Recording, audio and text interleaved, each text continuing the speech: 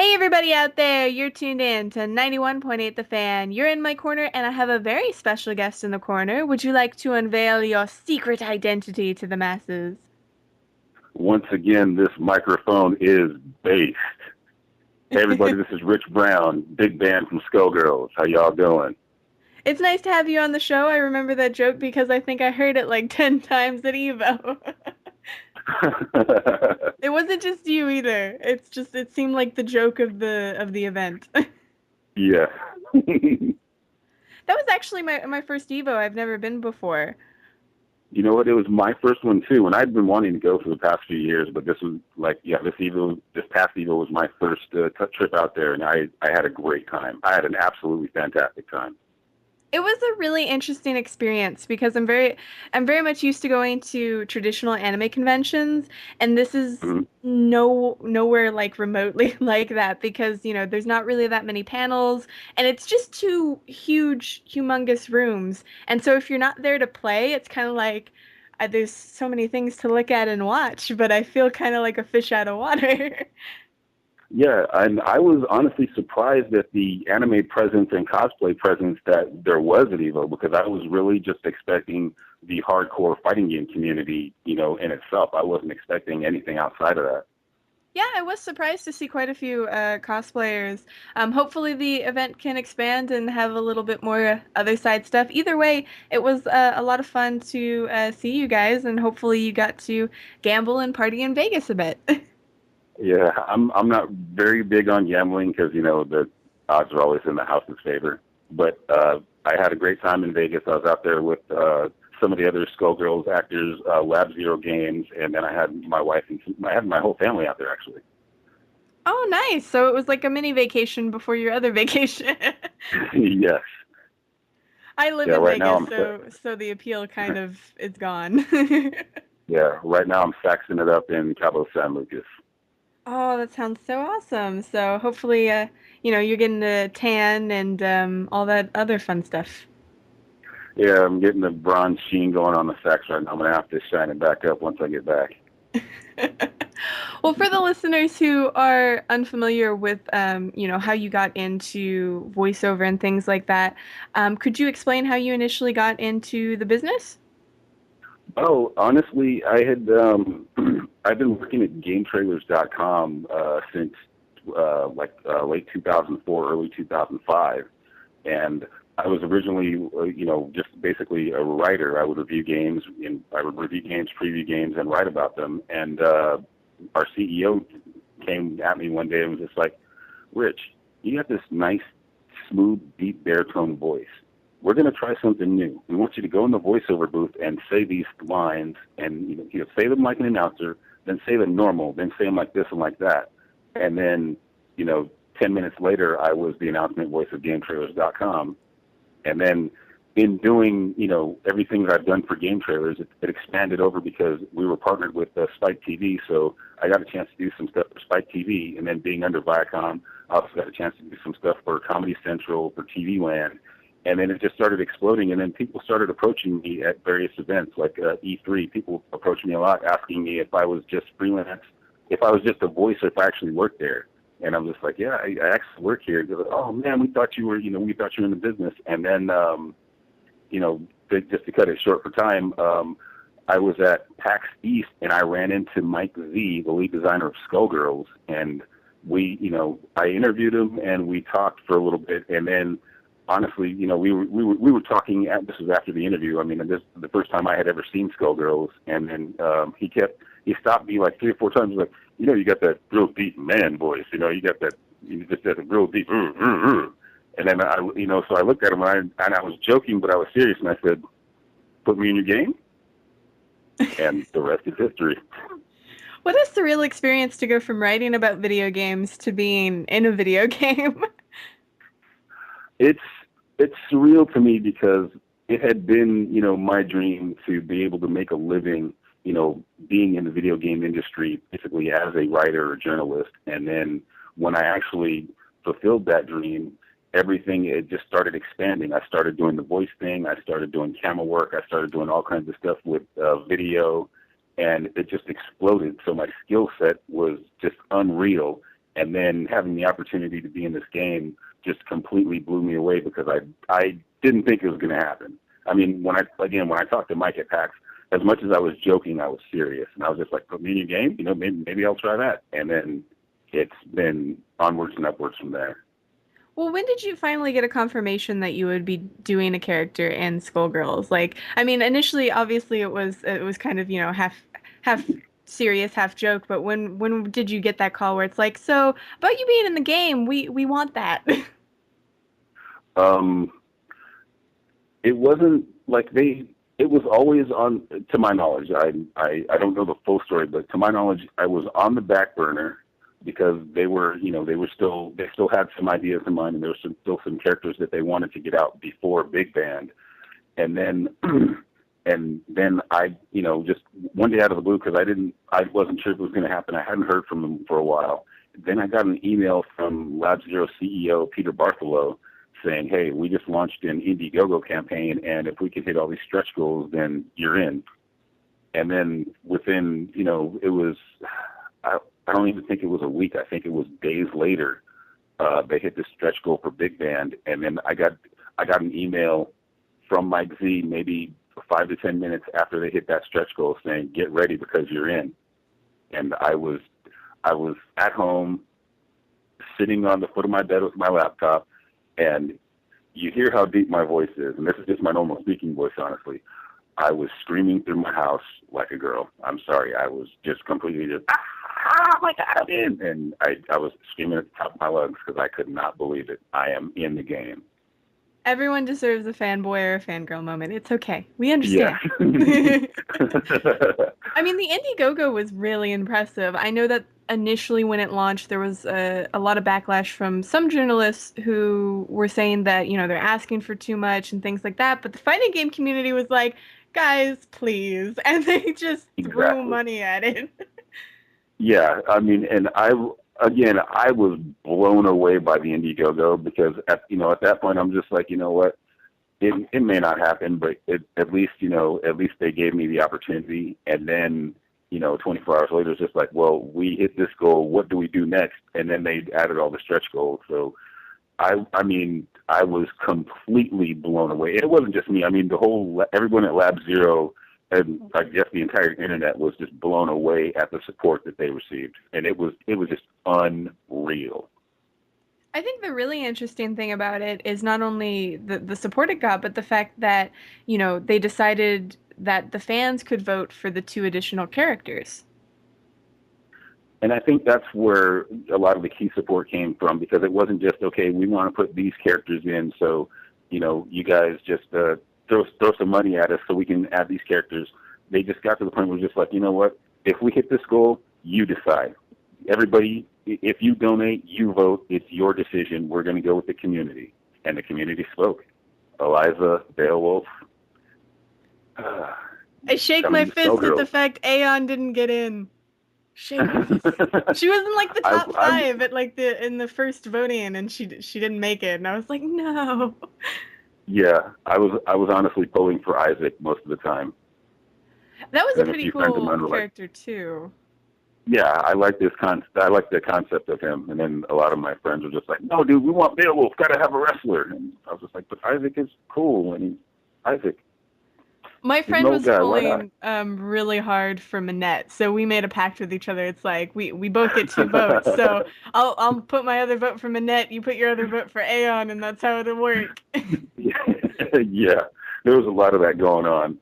There was a lot of that going on with the there was, what was it, the Skullheart Forums IRC stream. There's a lot of that going on. Like, Rich, if you just give me one vote for this character, I'll get on the Isaac bandwagon. But we want this character, and I'm just like, I can't do that, guys.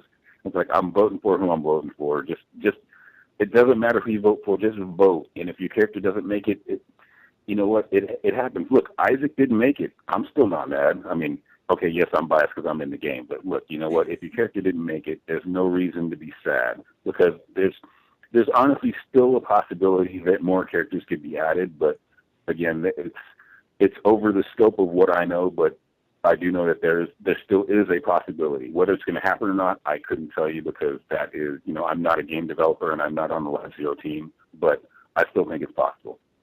Well, obviously, we just need another Indiegogo, and then we'll get four brand new characters. Obviously, I what's don't going know to if it's happen. going. Yeah, I don't know if it's going to happen, but you know what, that's a decision that that the team will make. But I believe Mike Zia said on during the Salty Cupcakes live stream that he doesn't want to do another Indiegogo. Will he change his mind? I don't know, but that's up to Peter, Mike, Alex, and the team.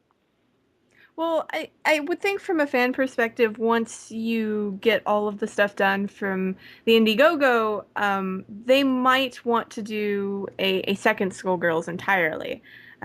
Because the support's obviously there. I mean, that's now we're Yeah. getting into speculation and things like that, but they might want to move on to doing some sort of sequel versus just adding more characters to it. Hey, I'm all aboard. Big Man is all in. If they're going to do it, they have my support right away. Well, now I'm kind of curious, have you been able to do, sit in the booth and do anything for your character at this point? Or are you still waiting for like animations to get done? Or are you still in between? Or can you even tell us? Um, I I believe that I can say that we're just waiting on. Actually, I don't know. I don't want to get you We in are waiting on. trouble. Yeah, yeah. I don't want to. I don't want to say anything I'm not supposed to say, but we are waiting on something. I, I, I'm honestly not sure because there were a couple of different things floating around, but in preparation for Evo and Anime Expo, I think they were put on hold so that they could prepare for those two conventions. So honestly, we should be hitting the booth. I would say pretty much within the next couple weeks, if not month and a half. Very exciting news. And we've gotten to see some of his animations, like his parry and his crouch and things like that, which we saw at the Evo panel. So I think fans are definitely pandering for their first male character. Yeah, I've actually talked to a few guys that were just like, dude, if Big Band is actually done the way Mike wants to do them, he may be the only character that we use because you'll never have to block. And I was just like, that's awesome. I hope Big Band is done the way you want him to. Main with Big Band. Well, I'm sure a lot of people will, pick up the new characters because that's the fun of the new characters to learn something new. So I don't think you Right. have to worry about people not playing the character. Right. But for all the listeners out there, we're going to take a short break here on 91.8 The Fan, but don't go anywhere because our special guest isn't. So keep it tuned to your favorite station where we play everything you want and nothing you don't.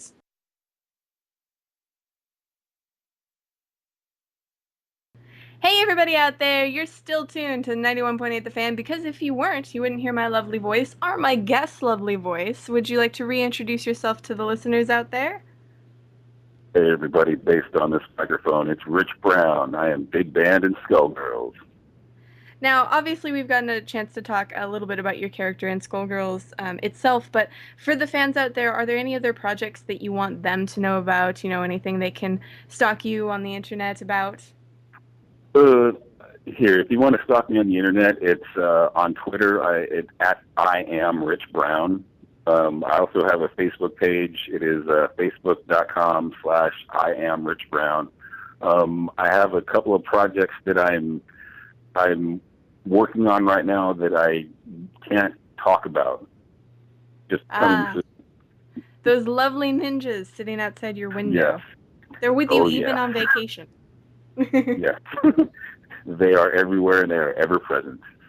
Well, on the plus side, that means that, Skullgirls might have opened some doors, and this might be the, beginning of a really big voice acting career.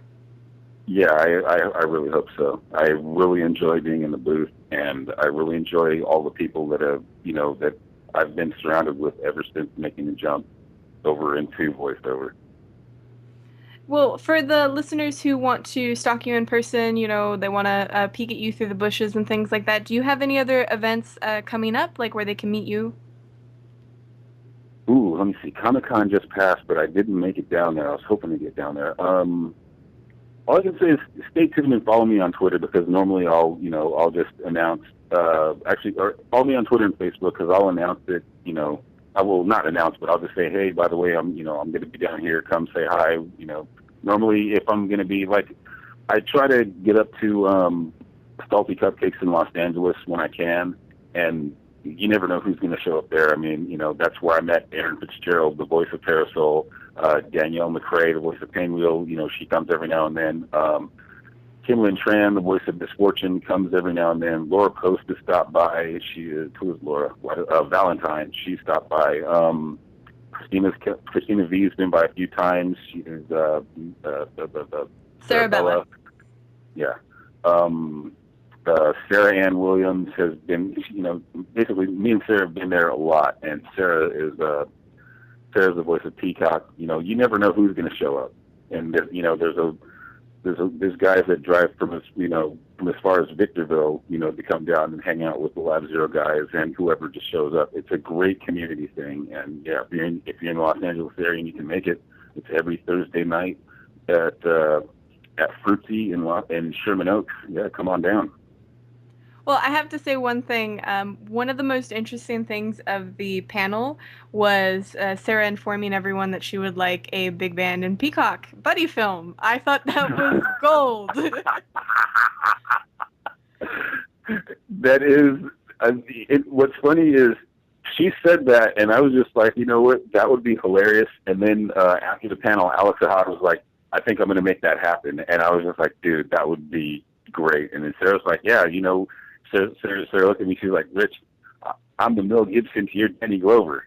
So yeah, I think there's the makings of something absolutely hilarious from that, and I can't wait.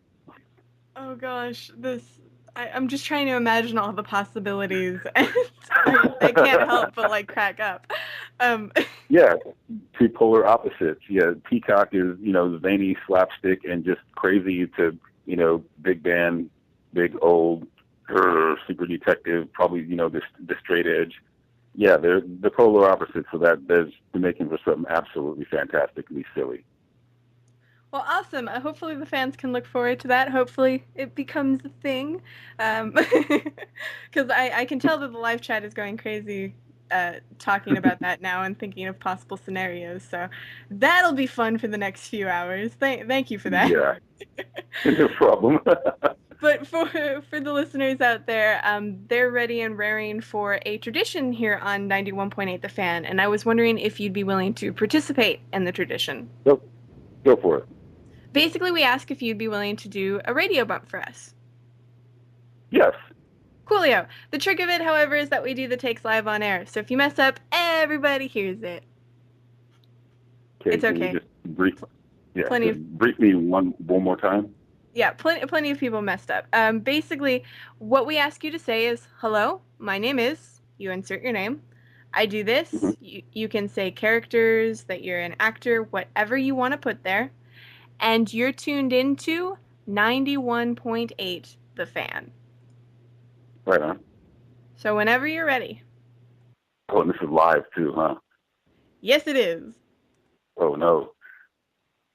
Okay, chat, don't rip me a new one if I mess this up, please. Hey, everybody, this is Rich Brown, and I am Big Band and Skullgirls, and right now you are based on 91.8 The Fan. Look, that was easy. Look at that.